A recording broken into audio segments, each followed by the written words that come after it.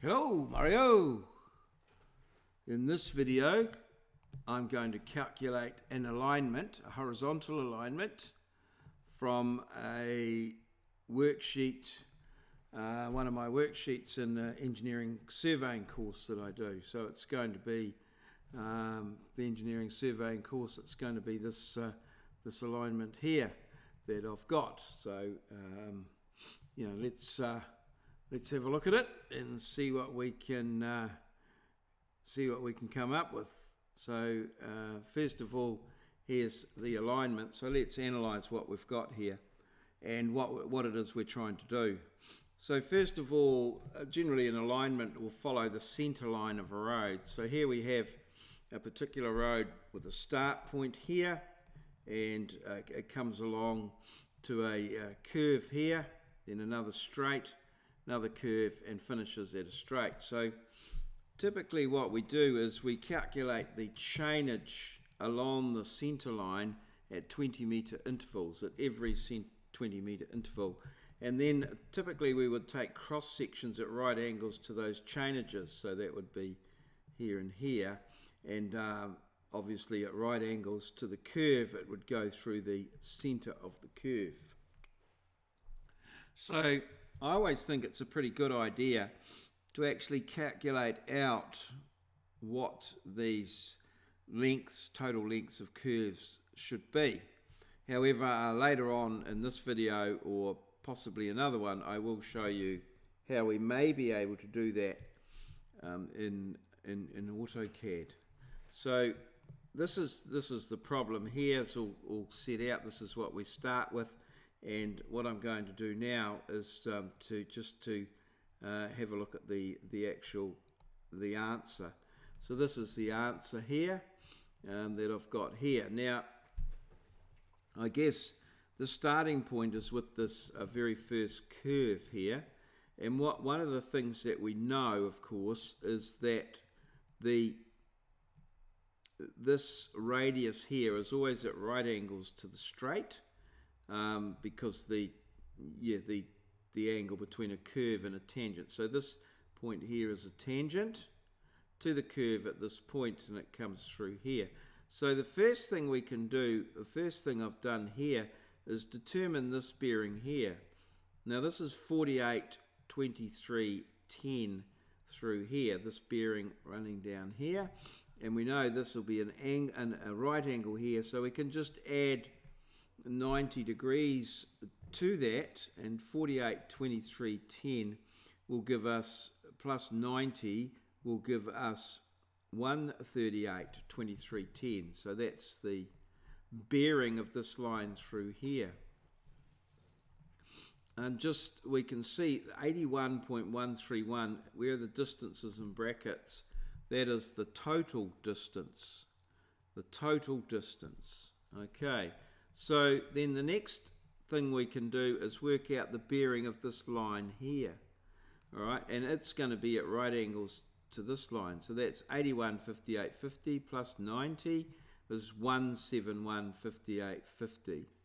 All right, and just while we're at it, this one here is going to be at right angles to this line, but it's going up that way. So that's 81.58.50 is going in this direction here. Going in the other direction, 261.58.50 plus 90, that will give us 351.58.50. And finally, this one here, 21.04.30, and it's actually going to be minus 90 if we go that way, or if we make this down here 201.04.30, we could add 90, 201. We could subtract 90 from that, which will give us, 201, 111.04.30 is at 90 degrees to the bearing of this line here. So that's giving us all the bearings.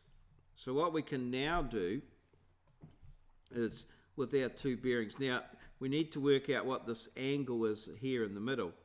Now, to work out the angle of in any situation, You always get the bearings going. If you're at the angle, make sure they're going away from you, which is what I have.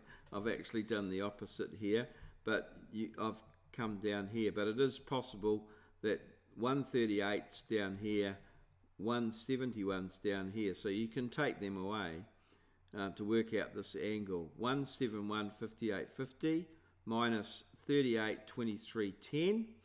That is going to give you and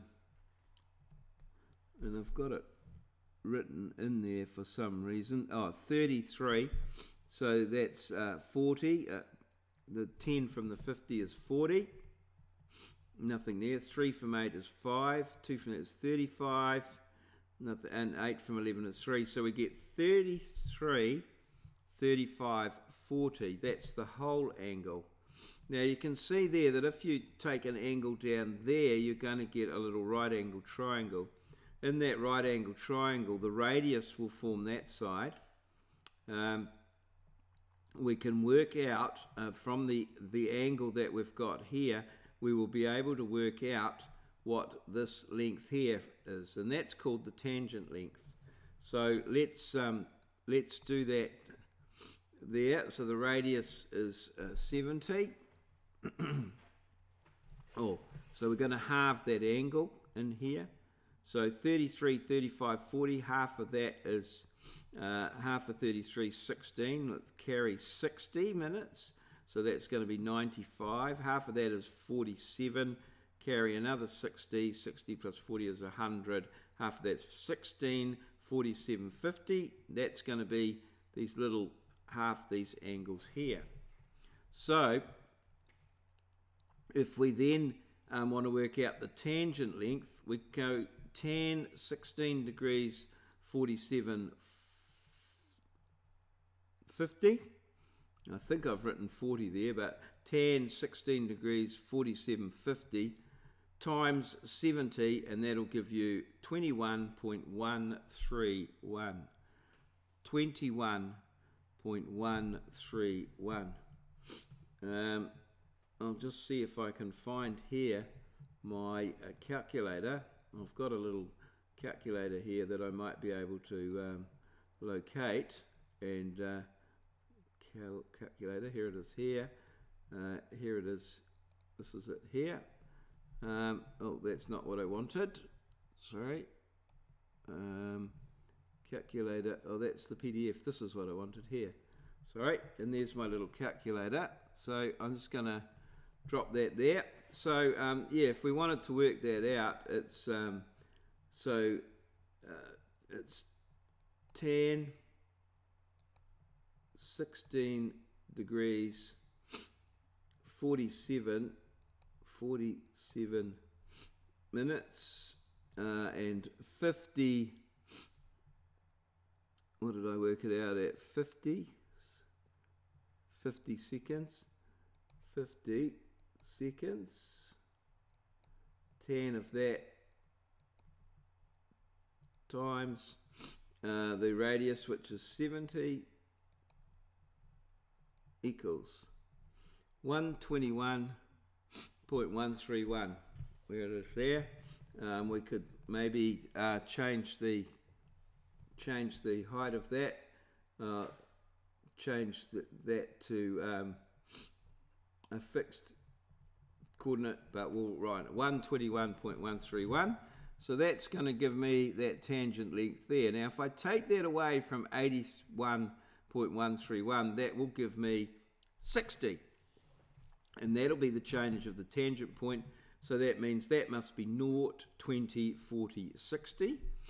And now we need to work out the chord length. Now to work out the chord length, we need the total angle in there, because we know that the perimeter of a circle is 2 pi r.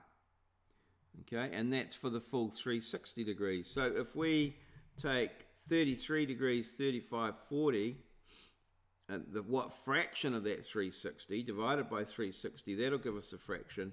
Multiply that by 2 pi and 70, that should give us the chord length. So let's just go here.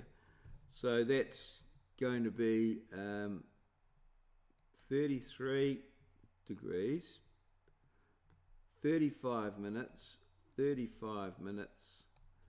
40 seconds equals, and then we'll go divided by 360 times 2 times pi and times 70, which is the radius, equals 41.043. You'll notice that it came out in degrees, but it's just a matter of pushing that button. 41.043, that's the chord length. And of course, if we add that to 60, plus 60 equals 101.043. 101.043. Okay, and then we go to the next curve here, and we can see that we've got a radius of 50. We've got the, let's work out the, so we've got 171 going down that way, so that's going away. 111, that's going away, both going away, take them away. 60, 54, 20. Half of that is 30, 27, 10. And then if we do the tan 30, 27, 10 times 50, 29.397. So that'll give us this tangent length here, 29.397. Okay, so now to work out the chainage of this point here, what we must do is we must take the total distance, 87.614. So 87.614. We must take that and we must subtract 21.131. All right, and then we also must subtract 29.397 minus 29.397 equals, and that should give us this distance in here, and it comes out at 37.086. So we take the total distance, 87.614, subtract that tangent length and subtract that tangent length, 37.086, and then to that we add the 101.043. 101.043 equals, oops, oh, I see I've gone wrong there. Okay, that should be, no, there's not an undo on these, is there? Go back, no, oh yes there is. So that should be a decimal point there, 0.043 equals, no, like that, equals, we get 138.129. So let's 101.043. Well, let's just clear that.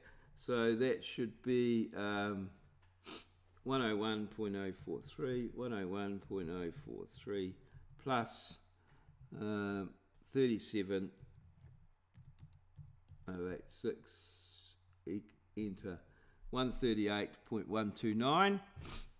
And then of course we add on the chord length there that we calculated, which will give us our chainage here, 191.279.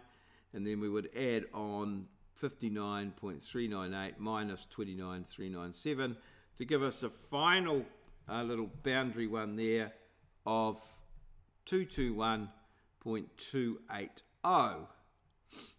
So yeah, that's pretty much how we do that and calculate that all out. So